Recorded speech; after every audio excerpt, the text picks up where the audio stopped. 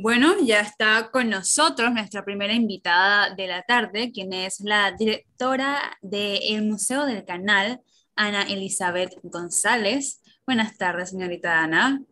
Hola, muy buenas tardes. Gracias por el espacio. Espero se encuentre muy bien. Aquí vamos a hablar con ella. Para los que no saben, el Museo del Canal está en su aniversario número 25. Nos puede comentar, fue esta semana, ¿verdad? O la semana pasada que cumplió los 25 años el canal, el Fue el Museo 9 de del Canal, septiembre. el 9 de 9 septiembre. de septiembre, sí. Abrimos las puertas el 9 de septiembre de 1997. Somos una organización sin fines de lucro que nació sin colección y en ese momento se hizo un llamado muy grande a la población para que nos apoyaran a rescatar la memoria y el patrimonio de todo lo que fuera el patrimonio de Panamá y su canal. Así que cumplimos 25 años de estar tanto rescatando como estudiando y exhibiendo ese patrimonio. Y aquí también tengo que van a estar realizando diversas actividades durante este mes de septiembre o van a seguir durante lo que queda del año. Vamos a seguir de septiembre a septiembre. Es todo un año lleno de celebraciones, además de nuestro programa público regular. Tenemos late nights, actividades nocturnas de visitas privadas para adultos en el museo, con música en vivo. Tenemos talleres infantiles, obras de teatro que inician hoy casualmente aquí en el Museo del Canal. Se llama Reversiones y es sobre la época de la reversión del canal a manos panameñas. Tenemos también debates escolares, en fin, una programación llenísima que pueden encontrar en nuestras redes sociales. Oiga, una de las cosas, digo, lo más no, una de las cosas más interesantes, buenas tardes, Ana Buenas Elizabeth. tardes, profesor. Allí está el documento original del Tratado Torrijos-Carter. Así es. Entonces yo le tengo que confesar, Ana Elizabeth, yo que di la clase de Relaciones de Panamá con los Estados Unidos, una clase que además es apasionante por una historia riquísima, que además tiene mucha historia, pero tiene mucho presente y futuro. Cuando un día fui a un evento allí que me invitaron y entonces lo recorrí, la primera vez que lo hice, y cuando me topé con el documento original, le confieso, advierto que yo no voté en ese referéndum, porque tenía 17 años, 16 años, tenía cuando ese 23 de octubre de 1977. Probablemente hubiera votado que no, porque para los que adversábamos la dictadura el tema era más político que de visión de futuro. Pero bueno, ya eso es historia y hoy tenemos los resultados. Y los resultados están a la vista. De manera que encontrarme allí con el documento original, sí, claro que sí fue algo emocionante, ¿no? Lo tienen en una urna, creo, ¿no? Correcto. Muy bien Ahorita lo conservado. tenemos exhibido, pero justo estamos renovando las salas de exposición permanente y casualmente la sala que estamos renovando actualmente es la de los tratados y todo el contexto, tanto global como nacional, que eso involucraba.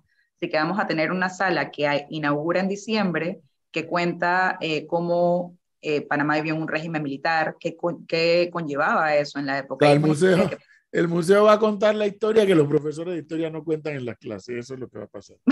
bueno, no lo quiero Excelente. decir así, pero Pero sí así queremos. es. Pero así es. Así es. Óigame, y dígame una cosa. Hasta donde yo puedo saber, el principal patrocinador del Museo del Canal es la propia autoridad del Canal de Panamá. Puedo entender que hace un aporte. Y el Nosotros tenemos resto, un, sí, tenemos un contrato de servicios con la autoridad del canal. Nosotros prestamos un servicio tanto de rescate de patrimonio, entre otras consultorías para asesorías de sus exposiciones, de sus restauraciones de piezas, entre otros, y por ello recibimos el beneficio de aportes de su parte. Pero y el también resto.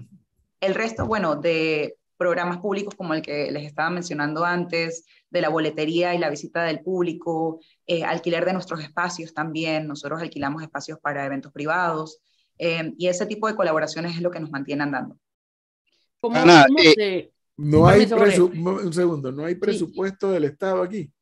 No recibimos, aparte de los aportes del contrato de servicios con el canal, no tenemos presupuesto del Sí, Estado, bueno, porque el canal tiene autonomía en manejo de sus finanzas. por supuesto. Pero por parte por ejemplo, de ¿cómo es? Mi cultura. No. no, ¿Ah? Cero carrera, cero hit, cero error.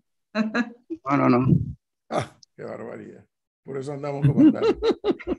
No, recuerde, ¿Cómo andamos? no, Tenemos- profesor, recuerde que ellos trabajan con personería y todo lo demás. ¿Y eso qué Sí, tiene que ver? ¿Eso qué tiene No, que ver? es igual que el Panamá Viejo, o sea, son instituciones que crearon su Luis, patronato.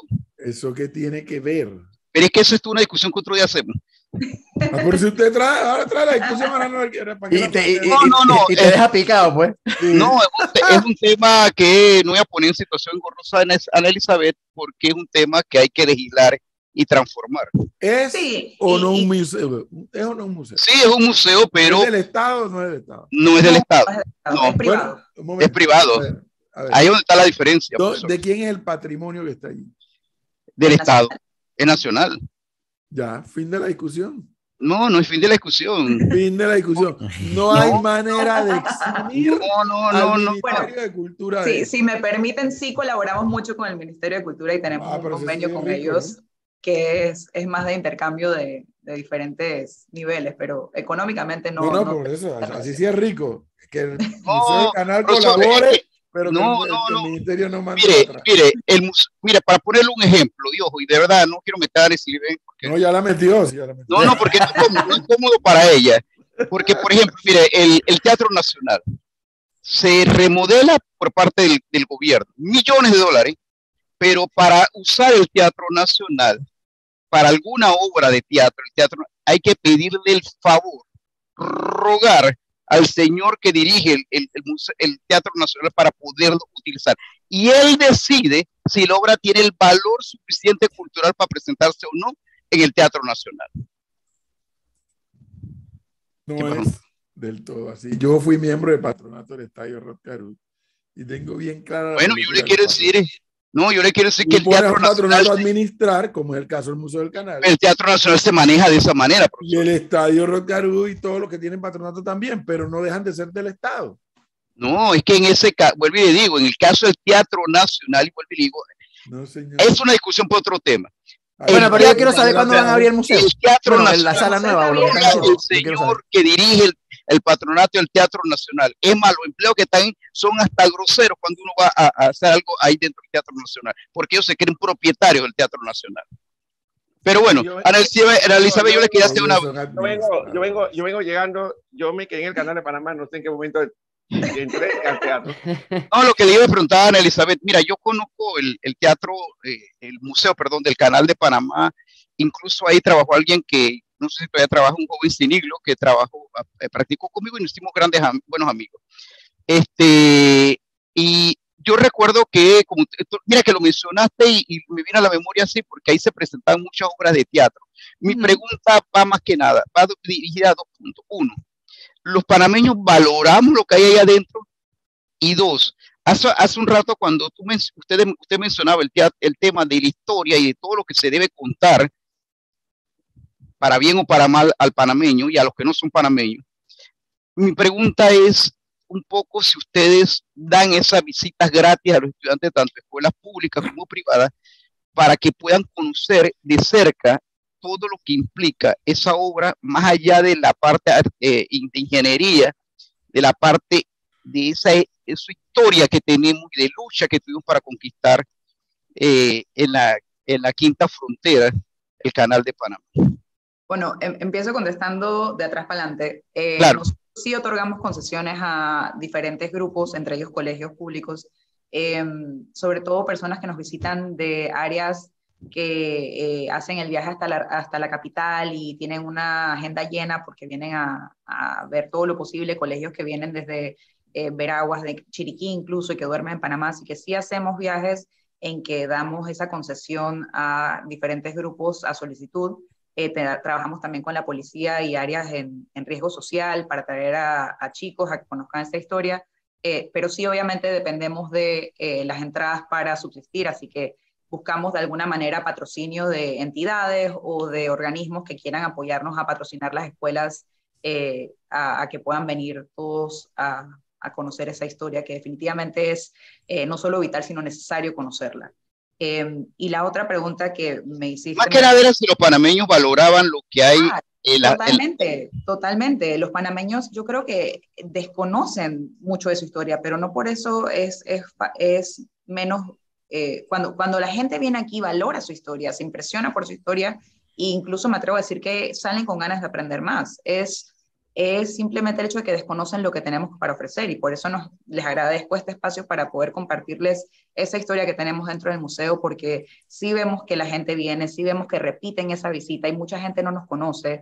Como estamos ubicados en el casco antiguo, nos confunden con el centro de visitantes de Miraflores, piensan que ya fueron con la escuela o alguna visita a Miraflores y que ya no tienen que venir acá, pero lo que ofrecemos es totalmente diferente porque, como mencionas, no es tanto el enfoque en la ingeniería y cómo funciona el canal, sino la historia de que siempre fuimos un punto de tránsito, un punto de contacto, y cómo nosotros como país, como ubicación geográfica, hemos sido ese puente, ese centro y ese enfoque cultural y diverso que hemos sido siempre. Claro. Ana Elizabeth, ¿cuál es la relación que hay? Porque para muchos jóvenes la palabra museo, digo muchos, no incluye a todos, significa y es igual a un lugar donde hay cosas que no los atraen. Pero quiero saber cuál es el plan que ha desarrollado, que desarrolla el Museo Interoceánico del Canal para poder atraer a la juventud, a los escolares, a aquellos que están en la secundaria, a los universitarios inclusive, y que sea un museo dinámico.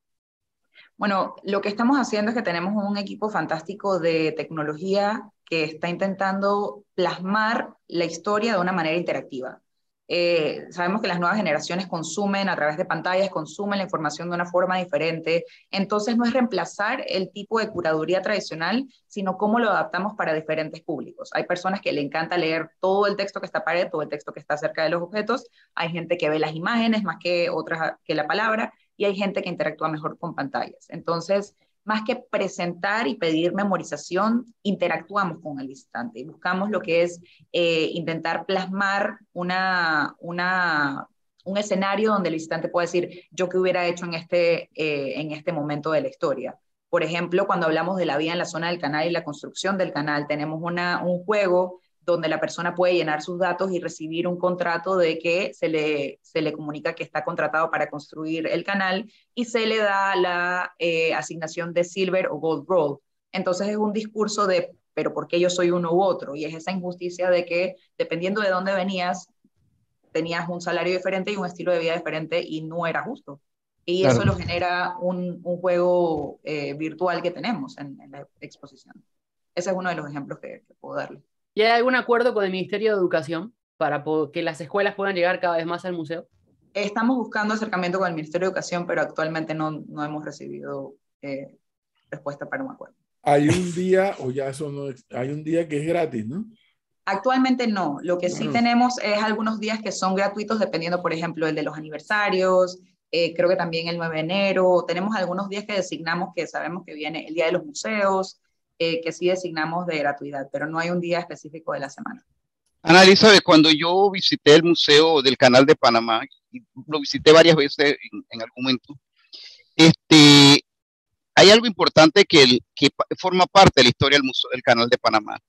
Y bueno, hay gente que la ha ido construyendo poco a poco, por ejemplo, quienes participaron, aparte de los panameños, que fue muy baja, pero las distintas nacionalidades, por ejemplo, la población china fue una de las principales, la población afrodescendiente, la población española, que incluso hay profesores de historia que no la tienen, los descendientes italianos también tuvieron una participación, pero en el orden es los chinos, los afrodescendientes y los españoles, básicamente los de la región de no me acuerdo ahorita de qué región, pero sí, ajá.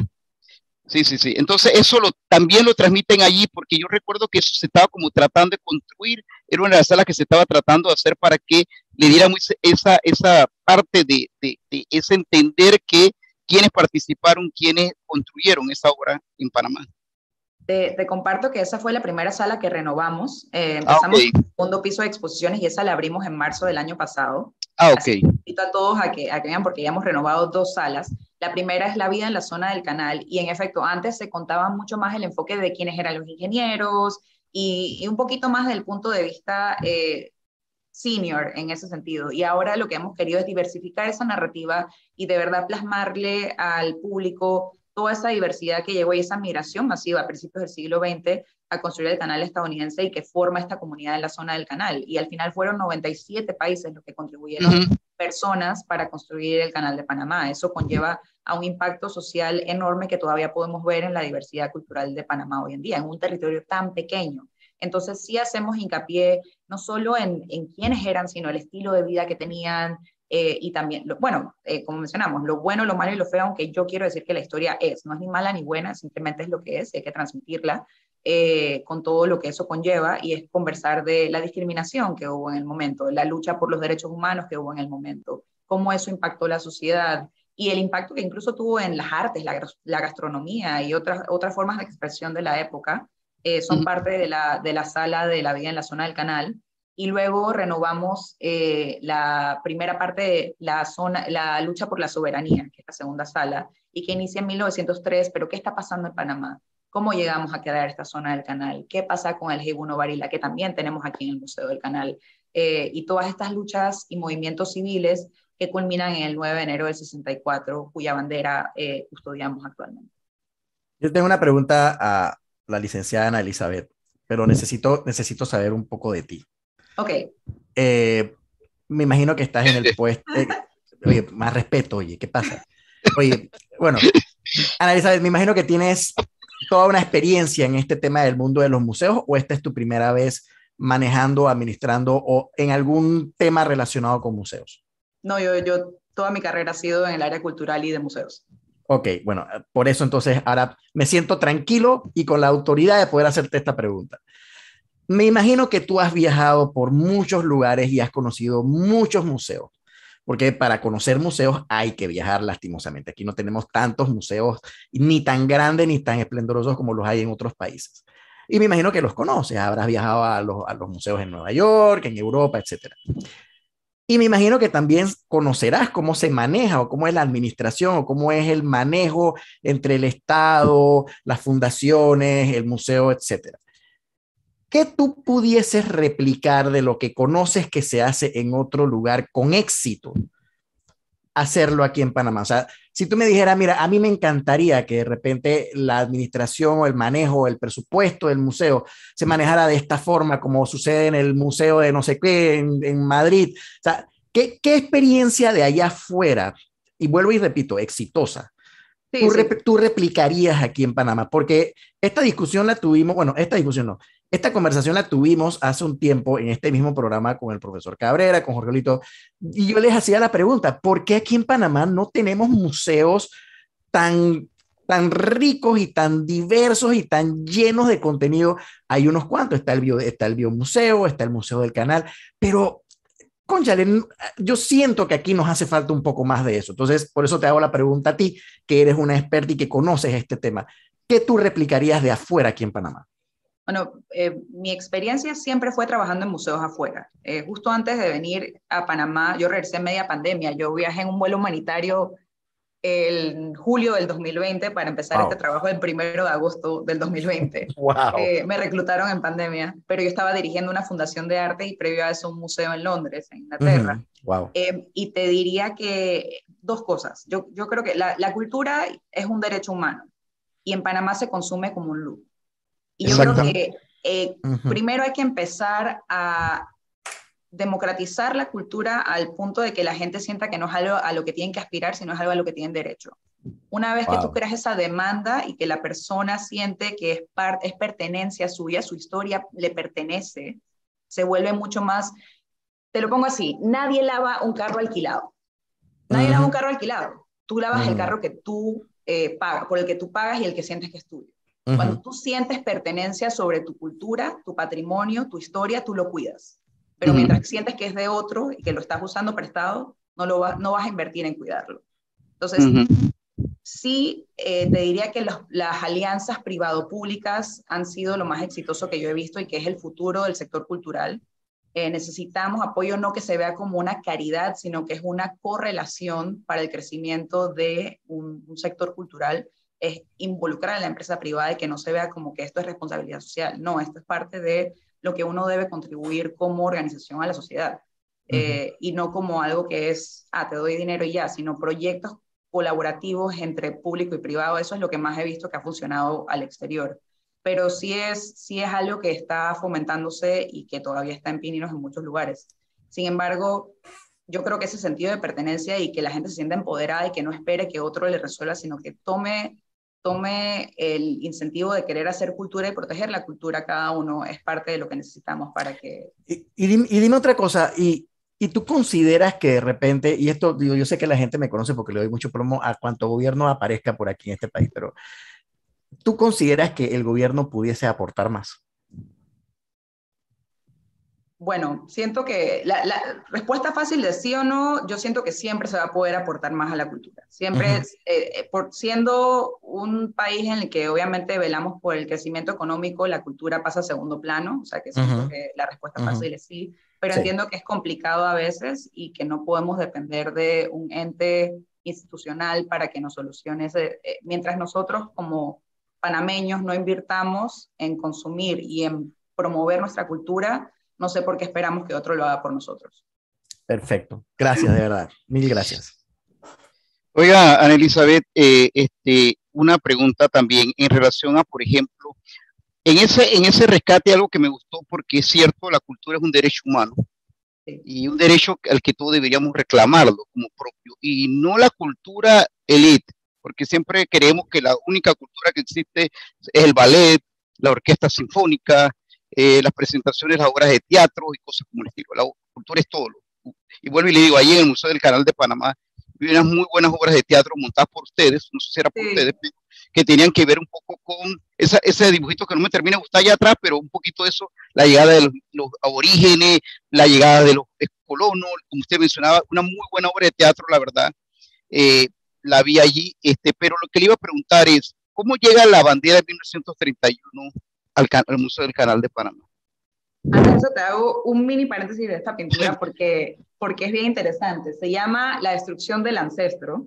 Es por Camilo Arias, un artista colombiano casado con panameña. Y lo que evoca es el punto de contacto entre el conquistador y el indígena, pero lo que trae con él, además de riquezas, es también la religión, también es la esclavitud. O sea, es una mezcla de cosas, tanto, no sé si ven aquí los... No, es que no detallaba. Ahora sí me termina gustando ya. Sí, es un punto de contacto en el que hay una mezcla de cosas que se conectan, y es lo que mencionaba de que la historia porque no evoca mucho la imagen del Vaticano, del hombre y Dios. De la creación del hombre, sí. Exactamente. Se llama la destrucción del ancestro. Pero regresando a la bandera de 1931, nosotros hicimos un llamado a donación de piezas para la sala de la Ruta por la Soberanía, que era de 1934.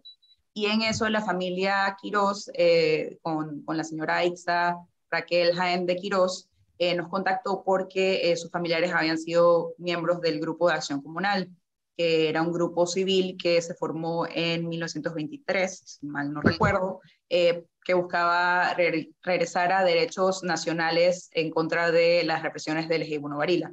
Eso culmina en un golpe de Estado de 1931, el 2 de enero, en el que toman la bandera de la presidencia, y esa bandera, la familia de ella la había conservado protegida y resguardada, pero ella quería entregarla al museo para su restauración y exposición. Uno de los primeros golpes de Estado que registra la historia. El primero, exacto. Dígame, Eric preguntaba sobre el gobierno y el apoyo. Para mi gusto, la pregunta tiene que ser más abarcadora. Porque los gobiernos son pasajeros. En el caso del país, de este país nuestro, cada 5 años pues hay cambio de equipo en el ejecutivo y en el legislativo. Lo que sí me queda claro de la respuesta que usted da es que el Estado no tiene una política, el Estado, no el gobierno, el Estado no tiene una política clara de los museos. Porque se cree que con el solo hecho de, anunciamos, y muy bien anunciado, la plata que no sé si estamos invirtiendo, gastando, porque no se sabe con detalle, en la reapertura del Museo Reina Torres Arauz. Perfecto, excelente. Y algún día va a estar listo, mucho mejor aún, y será abierto. Y después, ¿cuál es la política de Estado en materia de museos? Porque además no hay solamente museos en la ciudad capital. en distintos puntos del interior de la República hay museos también. Así es. Entonces, eso me lleva a preguntarle, el mantenimiento del edificio del Museo del Canal no es Es un cosa gran dolor de fácil, cabeza. por supuesto, por el lugar, el casco antiguo, que es muy lindo, pero está ahí frente al mar, donde hay una humedad terrible, donde hay salitre que abunda. ¿Cómo hacen eso? Con las uñas. No, pero hablando sin el humor, es una conservación de infraestructura muy constante y nos toma bastante trabajo porque tenemos piezas de todo tipo, tenemos piezas de metal, tenemos piezas de papel, textil, y ellas necesitan una temperatura y un nivel de humedad específico para poder mantenerse en el mejor estado de conservación. Lo que pasa es que para hacer eso necesitamos aire acondicionado, necesitamos deshumidificadores, necesitamos medir la humedad, necesitamos asegurarnos de que hay impermeabilización del edificio, de que las filtraciones no me caigan encima, de que no se nos caiga el techo, y obviamente este edificio es de 1874 que se inauguró, ha sido obviamente restaurado, pero el trabajo que se hace en el edificio es algo que es una inversión constante de nuestra parte y es un gasto muy grande. Recientemente cambiamos las máquinas de aire acondicionado que tenían muchísimos años, y ahorita estamos viendo cómo levantamos los fondos para poder cambiar los chillers de los aires, porque si no nos quedamos sin aire, se nos dañan las banderas y hasta ahí llegamos. Así que es un peso en cuanto a nuestro gasto operativo, e intentamos manejarlo dentro de todo con los ingresos que recibimos por los diferentes proyectos, pero sí es algo que queremos intentar subsanar de alguna manera con algún apoyo, sería fantástico. Sí, sobre todo porque, como decía el profesor Cabrera y lo mencionaba usted, ese edificio nuevo no es, y encima hay que darle el mantenimiento que como edificio histórico tiene, ¿no? Porque cuando se los dieron hubo que rescatar y acondicionar toda esa estructura para que incluso se mantuviera todo lo que había en la época aquella que fue construido ese edificio. Ahora, Sí. Pero dígame. ¿hay la inversión necesaria? Porque hasta allá eso no forma parte de cuando uno visita el museo, ver esa parte. ¿Hay la inversión necesaria para mantener que si las páginas, mantener las telas? O sea, ¿hay estructura dentro del Museo del Canal para Por el tema de supuesto. conservación? Sí, eso sí lo puedo garantizar. Nosotros tenemos un área de reserva y tenemos un equipo fantástico dentro de nuestro organigrama que se dedica a la restauración y conservación preventiva de la colección.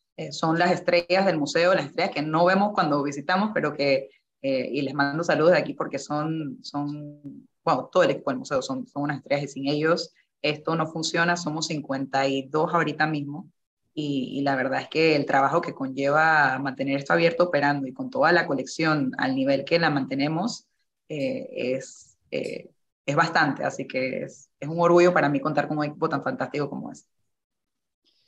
Y aparte, mira que me llamó la atención un poco la ruta esa del rescate de la soberanía.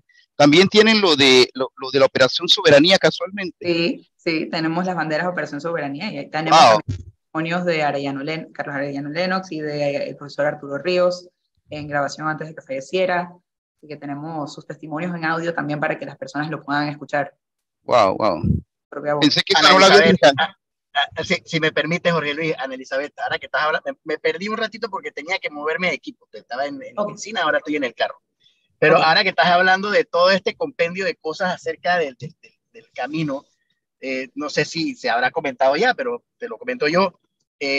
Mi papá es el señor Carlos Chic Martínez y él el día martes estuvo estuvo aquí, exacto, nos donó las caricaturas. Es correcto, donó una serie de caricaturas. Eric, yo vi creo que en Instagram, alguna red social, el acto, que por cierto me agradó mucho ver a Chic, pero ¿qué donó? ¿Las caricaturas que tuvieron que ver con el tema del canal? ¿O todas las caricaturas? Él explica ahí, ¿no? Y lo grabaron. Él lo que tenía ahí fue que cada vez que el general Torrijos salía del país, en lo que él llamaba su peregrinaje, ¿no? Y buscaba el apoyo de países no alineados, obviamente, para tratar de presionar a los Estados Unidos. Cada vez que él se iba a otro país y se entrevistaba con un mandatario, mi papá hacía una caricatura. Pero esto no lo sabía el general Torrijos, o sea, esto no lo hacía por órdenes del general Torrijos ni por caerle bien, no, o sea, simplemente lo hacía porque a él le gusta dibujar y era su caricatura y las publicaban y eso, ¿no? La cosa fue que al final él las guardó por mucho tiempo, son caricaturas que datan de hace 50 años, las hizo en cartón, no las hizo en papel, por eso se lograron preservar. Y cuando cayó la invasión, él pudo retirarlas de su oficina, él trabajaba en Editora Renovación S.A. ERSA, pudo retirar algunas, pero no pudo retirarlas todas. Hubo una en particular, que era la portada de un libro que él hizo, un panfletito que él había hecho, que esa nunca la pudo recuperar, pero todas las demás sí, y las tuvo en la casa, ahí guardadas, ni yo sabía, y las tenía ahí, y de repente cuando salió esta oportunidad, mi hermano Juan Carlos hizo la gestión, y entonces lo llaman a él y le dicen, oye, bienvenida a lo que usted nos quiere entregar. Y así fue, el día martes fuimos allá, y la verdad que fue muy emocionante, además de ver el acto en sí, la grabación, las palabras que dio mi papá, la entrevista que dio. Para mí lo más impresionante fue el desprendimiento de mi papá de dejar algo que para él era su tesoro, y decir, ¿sabes qué? Lo voy a dejar aquí. O sea, porque tenía la opción de o lo prestas por un tiempo y después te lo regresan, o simplemente lo dejas y ya. Y él dijo, no, yo quiero que esto quede para la posteridad, o sea, que esto quede para la historia. Y fue un evento muy bonito, y la verdad que les agradezco muchísimo las atenciones que tuvieron con mi papá. De verdad que las caricaturas son un editorial, pero también son parte de la historia. Son parte de la historia. Tenemos una colección de caricaturas también de Lolo Silvera, creo. Sí, también tenemos pero es fantástico porque mucha gente, así como mencionas, ni sabe lo que tiene en la casa, y por eso nosotros hacemos el constante llamado. Ahorita que estábamos renovando esta sala, no teníamos piezas. Antes el museo contaba la historia hasta el 64, mencionaba la firma de los tratados en el 77 y nos saltábamos al 2000. Como que había un hueco en el que no vamos a tocar ni mencionar y aquí no pasó nada. Sí, está como tabú. Entonces, ahorita que estamos llenando ese hueco, ahorita que estamos expandiendo del 64 al 99 específicamente, nos dimos cuenta que en la colección también teníamos huecos. Hicimos este llamado de qué pasa si tú tienes la pieza que falta. Y nos ha sorprendido la cantidad de gente que nos dijo, oye, yo tengo esto de la invasión, oye, yo tengo estas fotografías, yo tengo estas pañoletas, yo tengo estas pancartas. De verdad que el apoyo de la comunidad es lo que nos ha transformado y nos ha dado la posibilidad de expandir nuestra sala, e incluso ahorita mismo estamos recogiendo testimonios porque, como saben, no es una época de la que se conoce mucho, e invitamos a la comunidad a que vayan a la página web www.cuéntanostuhistoria.org, porque allí pueden compartirnos cualquier testimonio de la época del régimen militar, video, fotografías de piezas que tengan, y eso lo vamos a mantener en una cápsula digital que se va a ir alimentando tanto dentro de la exposición como desde las casas de todos los panameños. Así que es deber de todos rescatar esa historia, y por eso los invitamos a todos a que sean partícipes de colaborar en el diseño de esta sala que abrimos en diciembre. Qué bueno. Oiga, Eric, te felicito. Bueno, más que nada. A mi papá realmente. No, digo, felicito a Eric. No. Oiga, yo no sabía que yo no tenía el radar. Yo no tenía el radar que su papá era Petrolón, pero bueno. Petrolón no, Chick Martínez. Bueno, Chick Martínez que cría a Petrolón. Sí, oiga, en tal caso Petrolón es hermano de Eric. En tal caso. Exacto, y tiene 50 años para que sepa. Así es. Oiga, Ana Elizabeth, una pregunta. Las distintas invasiones que se dieron en Panamá desde que somos república hasta la del 89, también es parte de esos salones, porque la gente que tal vez cree que el 9 de enero, el 64 y después la invasión son las únicas invasiones que Panamá tuvo producto del tratado Jaibuno Varila, y Panamá tuvo mucho movimiento. Panamá tuvo el movimiento en 1925, Panamá tuvo el movimiento inclinario, el incidente de la taja de Sandía, que incluso es anterior. Después el incidente de la taja de Sandía del movimiento inclinario en 1925, vino otro movimiento social en Panamá. Posterior a eso se dio la muerte de un colonense, el hermano casualmente de hoy uno de los integrantes de la administración del canal, Juan Navas Pájaro, que murió casualmente luchando en Colón por la soberanía del país. Toda esa historia se está contando para que la gente no tenga en su mente, no tenga en su cabeza, nada más fue la invasión de 1989 y la del 64, no. Muy queridos los gringos, pero aquí estuvieron metidos atropellando los derechos de los panameños. Bueno, también hay que recordar que hubo panameños que se beneficiaron de esa intervención americana, o sea, no fue únicamente blanco y negro. Es decir, en nuestra Constitución de 1904 incluimos un artículo en que se incluía la solicitud de intervención de Estados Unidos y que se hizo políticamente en muchas ocasiones por panameños. A conveniencia de los políticos del patio. Por eso, entonces no eran todos los gringos y todos los panameños, por así decirlo, y tal, pero sí contamos esa historia y queremos resaltar el hecho de que eran muchos movimientos de la sociedad civil, es decir, no eran partidistas, no eran políticos necesariamente, sino que eran movimientos civiles que se levantan, el Partido Nacional Feminista, que hizo marchas también. O sea, había muchísimo movimiento y la voz del pueblo fue lo que luchó por los derechos de soberanía del país y queremos que la gente se vaya con ese sentimiento de que su voz sí hace una diferencia. Y eso es lo que intentamos hacer en esta primera sala también de la Ruta por la Soberanía que abrió en noviembre del año pasado. Así que le invito a verla porque sí hablamos del movimiento equilinario, hablamos de Operación Soberanía y el hecho de que muchos de estos movimientos también se dieron por gente joven, para recordar a la gente joven de que su voz tiene un valor, de que su voz tiene importancia y de que pueden involucrarse en las decisiones que luchan por un mejor país. Y también ojalá que rescataran la parte de la literatura, porque nosotros tenemos una literatura muy rica, no solamente Amelia Denis de Casa, no solamente Me emociona mucho que lo mencione porque una exposición temporal que vamos a tener el año que viene se llama Palabras Navegantes y es la literatura del siglo XX panameña inspirada también por el canal. Claro, por ejemplo. Obra como novela, poesía. Exacto, la poetisa Esther María Oces, que se le conoció como la poetisa roja, era una mujer muy valiente y de mucha pluma al escribir sobre los movimientos sociales, pero también denunciando la permanencia de los norteamericanos en Panamá. Pero qué bueno, la verdad que bueno. Lo felicito. Melissa, antes de finalizar, Ana Elizabeth, la posibilidad de que el museo también pueda recorrer el interior del país, ¿se ha estado ejecutando o cómo se proyecta?